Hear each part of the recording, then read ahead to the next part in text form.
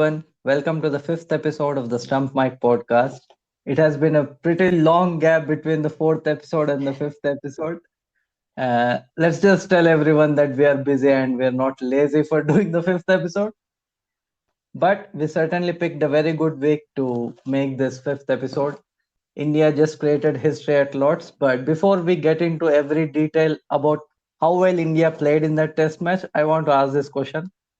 What the hell did you do, England?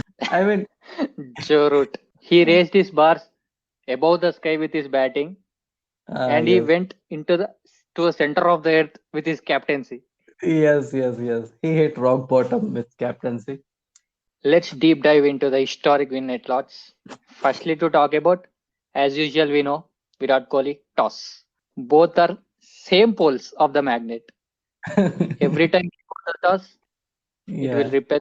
We are just eager to see what is the Mm. 11. Yeah, that's the only reason these days I'm watching the toss. I just want to know the playing 11 of India. That's it.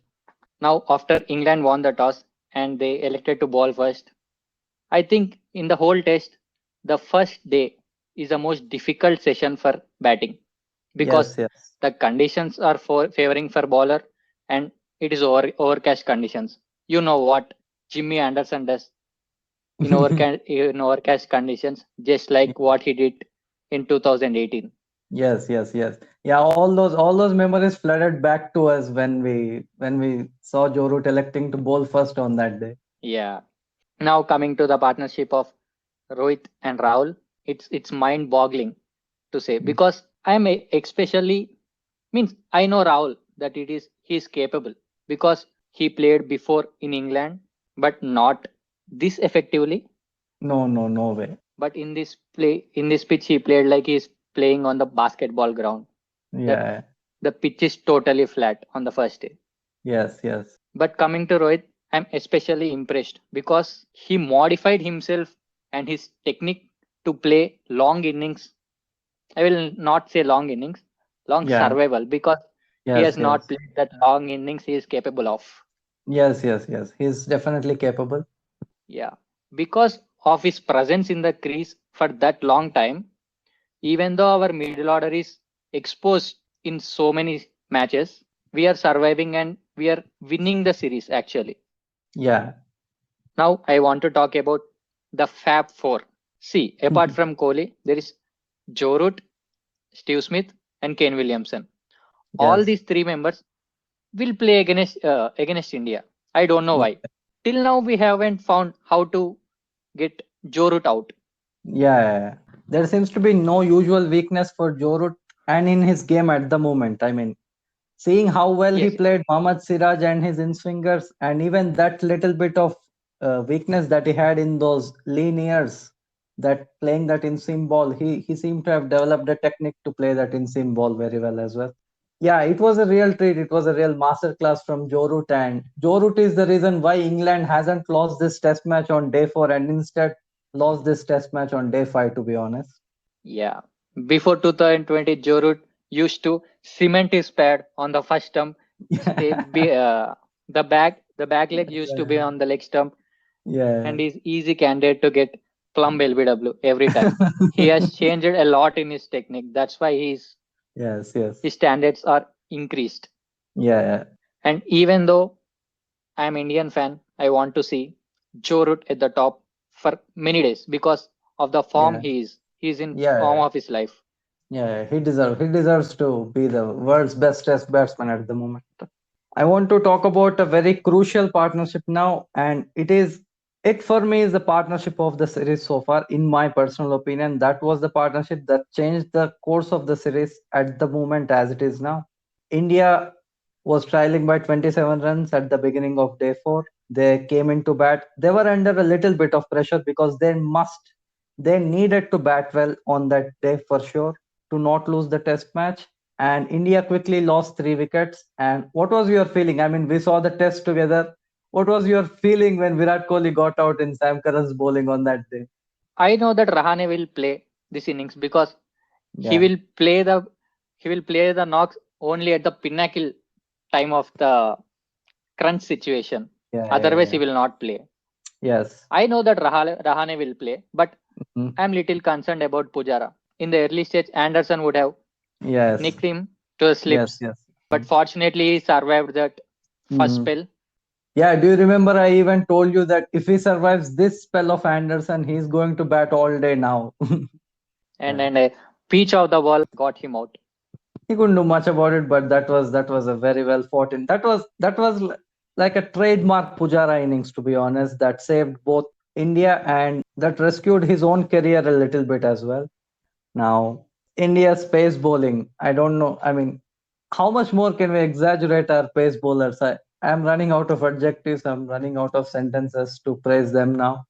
Your thoughts on our pace bowlers? See, if you take Shemi, he's a rhythm bowler and he is Yeah. in absolute rhythm. So Yes.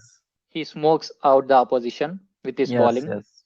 But Yes. unfortunately, he don't get that much wickets because he's unlucky Yep. in Yep. England, or as we all know that. And coming to Bumrah, after WTC match, I don't know what happened to Bumrah. All the criticism has fired him up to bring out the best, to knock out the best batsmen in the Yeah. opposition. Yes, yes. And I one particular thing I liked about Bumrah is that he has started to bowl those deathly Yorkers to tailenders. I mean, this was one aspect where Bumrah was not doing so much in the early part of his test career, but now he's doing that. So I'm very happy to see that. I feel that Ravi Shastri has kicked him, not only him, all the bowlers, that why are you giving so many runs to the bowlers? You are knocking Yeah. out the bats below 150 and you are Yes, giving that yes. 100 runs to the bowlers. Yes, I think yes. he has taken a big lecture to them. Yes, yes. Now let's speak about the bowler of the match. Yeah. Magic. That is absolute masterclass what he had done. I don't know if you have observed this, but the most significant thing in Siraj's career so far is that he has played 7 or 8 tests so far, and he's already involved so much in three of the magnificent wins India has ever had overseas. Have you observed that? And he has a very big hand in that. Yeah, yeah, he played a very good role. He took Yeah. 5 wickets in at MCG. He took a 5 wicket haul at Gaba, and he has taken 8 wickets at Lords now. I mean, how would he be feeling? Imagine that. He struggled so much in life. That brings out the best out of him. And Yes, obviously, he had so much passion. And the yes, trust Virat Kohli had put on him, yes, that also enhances him to show his skills better. yes, yes, yes. Technical aspect of Mohammad Siraj now. We all know how threatening Stuart Broad is to left-handers, how threatening Ravi Ashwin is to left-handers, how threatening Ishan Sharma was to left-handers. I mean, when he was bowling 135, 140 clicks. Is Mohammad Siraj in that category right now? I mean, it looks like it's extremely difficult to just survive against Mohammad Siraj for left-handers at the moment. Yeah, because he got Warner out in Australia. Now, see, the point is that all the bowlers you have mentioned before are coming around the wicket. Yes, But Mohammad Siraj is bowling over the wicket and he's so exactly. threatening to the left-handers. That Exactly. is a huge skill to have. That shows how accurate he is to left-handers. I mean, he's not conceding runs. They are just unable to just survive against him. It doesn't matter how skillful they are. Moeen Ali and Rory Burns, they are not ordinary players. They are very skilled players, but they couldn't survive against Siraj. Yeah. So we have pretty much covered all the all the good things that India did. Now let's talk about all the shitty things that England did in this test match. First of all, I would like to talk about England's batting crisis. I mean, I don't remember the last time a major test nation struggled this much to find a good top order for these many years. I mean, I think they have been struggling since 2014 or 15 to find just a stable top order in their test side. Do you agree? Yes, yes, absolutely.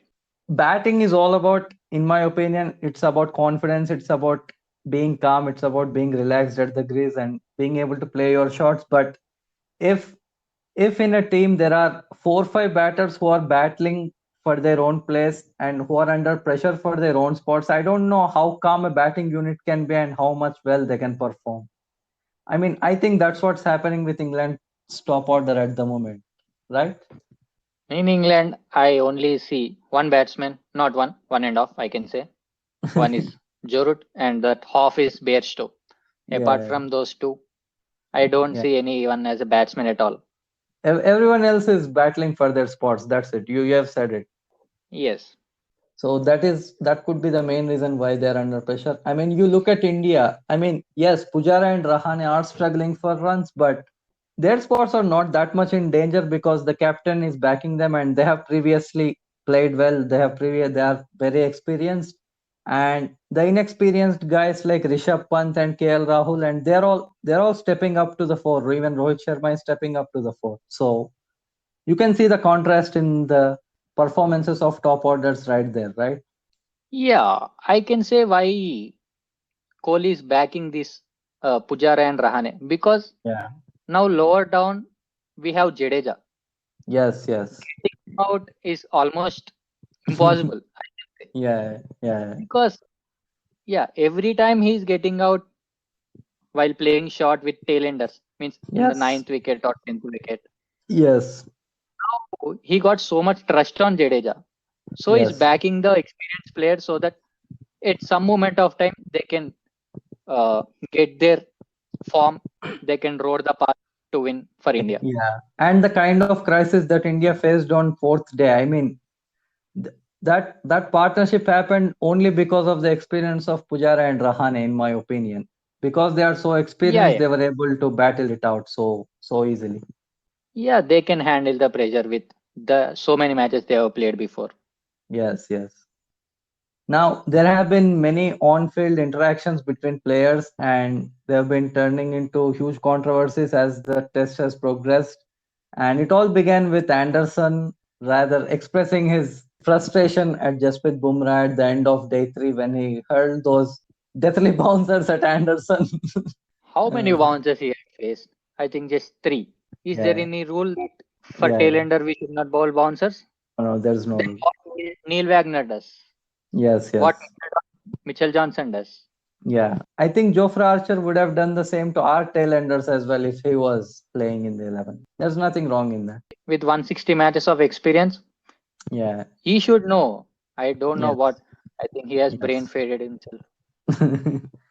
One thing I didn't like in that particular incident is that Bumrah was actually going there to apologize to Anderson, but Anderson just brushed him off. I mean, I didn't like that at all. I mean, the most interesting No, altercations of all has happened on day five actually between Mark Wood and Jasprit Bumrah. And your thoughts on that?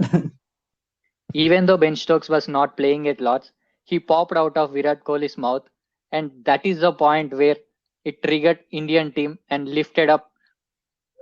That make this whole scenario where we had won from an impossible situation. Yes, yes. I mean, Ajinkya Rahane is like the most calm person in the entire set, and when he's coming into the balcony and he's shouting angrily, and that is when I realized that yeah, now England are going to get royally screwed in this final two sessions of the day now. Yeah, and I don't know why they took personally with the bouncers of Yeah, yeah, Bumrah to Anderson. yeah. That is the most illogical point, and they had gone emotionally on that, and Yes, that's where they have lost, giving most runs to the yes, Shemi and Bumrah. yes, yes. At one point, Bumrah didn't even have one slip. I mean, what the fuck was that from Joe Root? I don't know how can a captain think like that. I mean, Bumrah is such a good batsman that he doesn't even outside edge the ball. I mean, even Steven Smith has slipped standing. He doesn't outside edge the ball. Ask I don't. Michael Holding on that. He scolded for 6 minutes in Sky Sports commentary. Yeah, Joe Root deserves that. I would like to talk about a completely contrasting captaincy now. I mean, we are going to end the discussion on such a high note, and no one is a good example of ending on a high note than Virat Kohli. Let's talk about Virat Kohli's captaincy in those final two sessions of the day. Share your views on his captaincy. Yeah. See, at crunch times in Test cricket, Virat Kohli brings the exact bowler who will pick the wickets. I don't Yeah. know how he does that, Yes. Yes. but every time he makes a change, the Yes. wicket will fall. Yes. He has been doing it very well. I mean, this changing of bowlers has been doing it very well since the last 2 3 years. I mean, I have observed that even in the WTC final as well. When it was overcast Yeah, in the yeah. final session of a day, he brought on Ishant Sharma and he picked those 2 wickets to just turn the match just that little bit in India's favor. Yes. And Ishant Sharma, I don't know how he came back in the innings, because in the first innings he looked like a below average bowler. Yes, yes, He lost his rhythm, his yes. wrist position, everything. I mean, Virat is using him so very well. I mean, he is bringing him on only when the ball is swinging and only when the conditions are overcast. Look at how well Virat is using him. I mean, whenever the pitch is Yeah, going flat, whenever the pitch is going flat and the sun is out, and even if Ishant is bowling and he had bowled 2 overs, he's just taking him off because he knows that Ishant is useless in those conditions at the moment. yeah, He has definitely treated us to a captaincy masterclass in those last 2 sessions, Virat Kohli. And I don't think we need to hype any more of the aggression that he has. I mean, everyone knows it right now, and everyone knows that is the reason why India is doing so good in Test cricket at the moment. yeah. That rubbed off the players who are actually in the dressing room, and Yes, the players who are playing under 19 or first class cricket. They are yeah, just inspiring to play yes, like Virat yes. That is and that is an also excellent role model. I would like to ask you one last question before we end this. What was your most favorite moment of this historic Test match? I would say at the end of the third day, Yeah. when Bumrah went to shake hands with Anderson, he treated Yeah, him badly. Virat yeah, Kohli watched that, but yeah, he yeah. didn't say anything at that point. Yes, yes. They came out to bat. He remembered all that. Virat never forgets. Ask Joe Root, ask Kesrick Williams, they'll all answer you. Yeah, my favorite moment is obviously the last wicket, but that Bumrah's jump that was recorded by that cameraman, I mean, that was just, I mean, so awesome. The snaps that are taken in that last innings, so Yes, many, yes, so many yes, moments are there, yes. They're also heartwarming and inspiring to watch. but Uh, not for England. yeah, they'll never enjoy those. Yeah, I would like to conclude this podcast by talking about Test cricket in general. I mean, till now we have been saying Test cricket is alive, Test cricket is the pinnacle and everything. I don't think we don't need to say anymore that Test cricket is alive and Test cricket is that and this. Test cricket is thriving. It is not alive. It is not just surviving. I mean, Test cricket is thriving Yeah, at the moment. We also had an exceptional Test match the day before, West Indies versus Pakistan. We of course couldn't watch that because it was late at midnight, but that was also an exceptional Test match that finished. Congratulations to West Indies, by the way, on winning that fantastic Test match. hope that Pakistan will bounce back because Yeah. they also played exceptionally in that game. Thanks everyone for tuning into our latest episode of the podcast. Hope you all enjoyed it. Share your comments and opinions below this video or below the podcast, wherever you are listening from. Thank you, everyone.